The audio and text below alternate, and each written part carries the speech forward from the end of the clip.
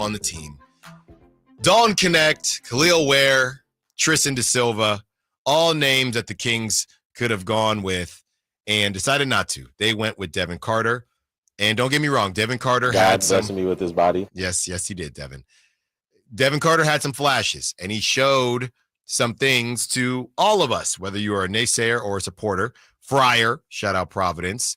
And now it is time to assess Devin Carter's grade. Now, obviously, he didn't play until the start of the new calendar year.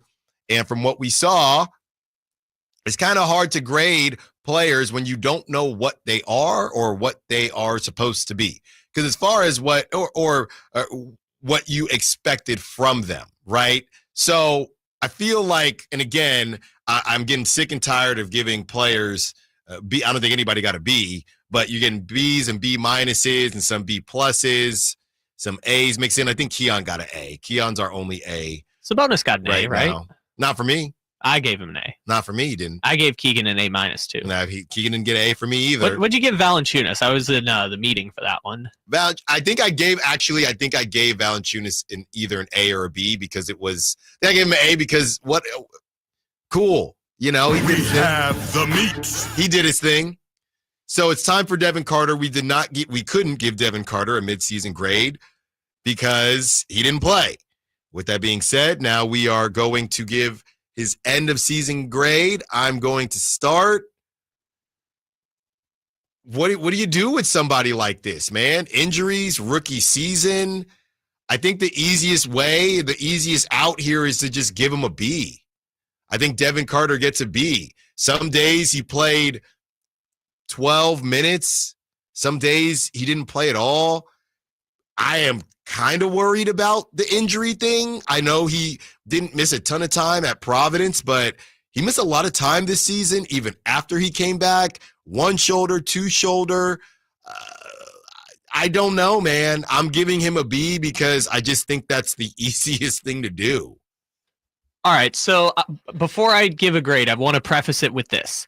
I believe that your rookie grade means almost nothing when it comes to your long-term projectability when you're talking about a player picked between like 10 and 30 in the draft. Like those players have a 50-50 chance of turning into anything. A lot of times they're 19-year-olds, can't find playing time as a 19-year-old number 20 overall pick. Right. Obviously, Devin Carter's a little older, but just preface it by saying I believe rookie years for mid-first round picks don't matter in terms of grades. I would give him a B+.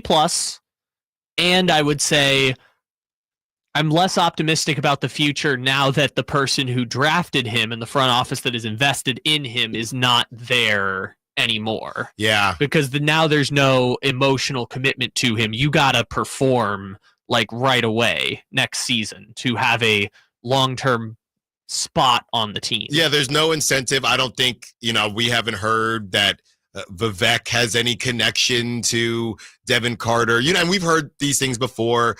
Joe Lacob was really high on Brandon Pajemski. So owners can definitely have players and specifically rookies that they like. I haven't heard about that with Vivek and Devin Carter, which tells me that there's really no connection. Devin Carter might not even be on this team going into next season. That's the reality of the situation. It's a possibility. If they want to go big fish hunting, DeMar DeRozan, Malik Monk, and Devin Carter is your trade package. I still don't truly believe, and it's tough because you want the defense to be better, but I do think positions matter, and I do find Devin Carter and Keon Ellis to be redundant, and especially when your team is imbalanced. If you had everything else you needed and you had Devin Carter and Keon on a team together, then cool. But on a team that is unbalanced, I don't know that you can continue to just rock and roll with both those guys on the team. And I'm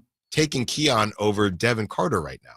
I'm not trying to ship Devin Carter off, but if you're trying to improve the team and work around the edges, somebody got to go. Well, the key word I think is right now. Because Brennan Nunez made this point, like Devin Carter has essentially 6 years of team control going forward.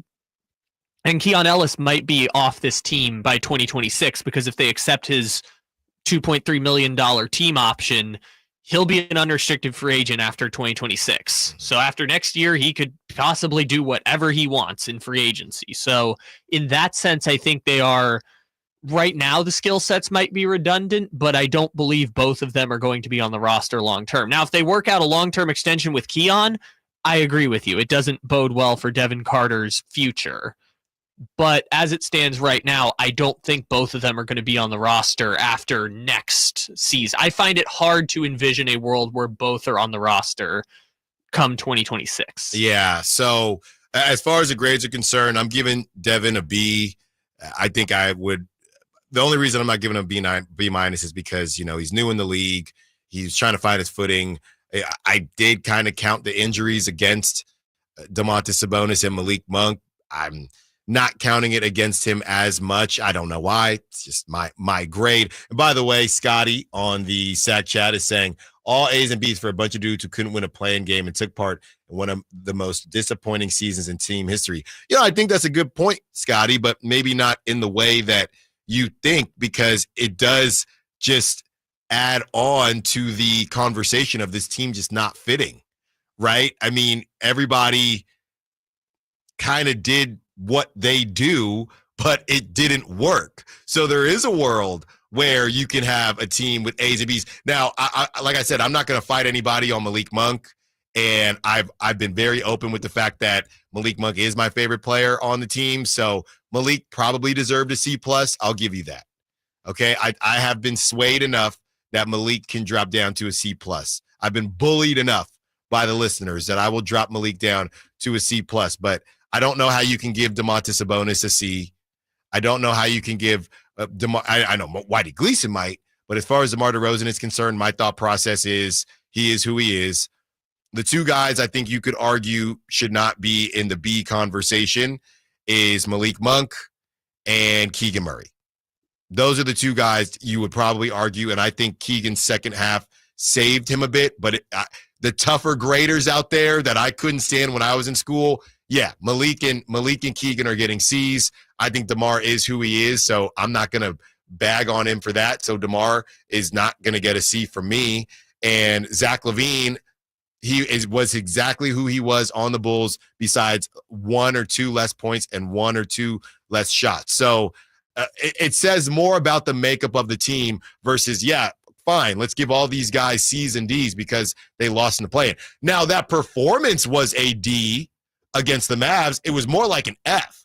That performance was, but looking at the season and what they did individually, yeah, I will not fight anybody if you want to drop Keegan Murray to a C and Malik Monk to a C. I won't fight you on that. And bringing it back to Devin Carter specifically, right? I think Devin Carter is being punished for the people who could have been selected with that draft pick. Yeah, for sure. And I don't want to, again, I personally am of the opinion the Dalton Connects, the Tristan Da Silvas, the Khalil Wares, I will say play the long game with Devin Carter on that. The only one that I will say the Kings, I feel pretty confident right now saying they whiffed on is McCain with the 76ers, because finding a potential 20-point per game every night scorer in the NBA in the middle of the first round, that doesn't happen every year. And if it does, there's maybe one of those guys. Yeah. And McCain looks like he can be one of those dudes that scores 20, like one of those 50 or 60 guys in the league that could score 20 points every night at his prime. So that's the one that I feel like, yeah, they probably should have gone with him over Carter.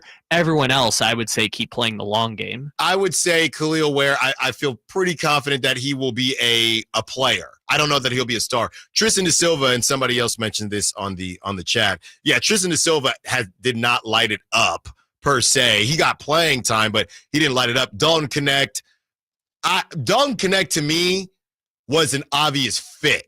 That's what he was to me. You knew that it was very possible you move off of Kevin Huerter. The rumblings were there. You get a Dalton Connect who's bigger than Kevin Huerter and essentially is a better version of Kevin Huerter. To me, the Dalton Connect thing was an obvious fit miss. And you decide to go in the direction of a better quote-unquote talent, and Devin Carter couldn't even play to start the season, and you knew that. So I hear you on Jared McCain. I would add Ware, and I would add Dalton Connect. But the other guys, the Tristan DeSilva, I'm not adding them yet. Even Cody Williams, who I believe went too early for the Kings, he's looked terrible. And Tejan Salon, who went, 6? He's looked awful. Well, and the pick immediately after Devin Carter was Bub Carrington. And Bub Carrington, again, he went through a lot this year, so I'll give him the grace. But he, nerd stats say he was one of the worst players in the league this year also. So I will give those players some grace, just as I'm giving Devin Carter some grace. And I could get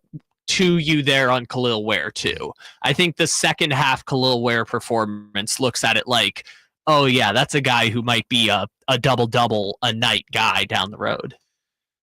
Trey Lyles and the Trey Lyles movement. What happens next? We give Trey Lyles his end-of-season grade when we return. Alan Stiles,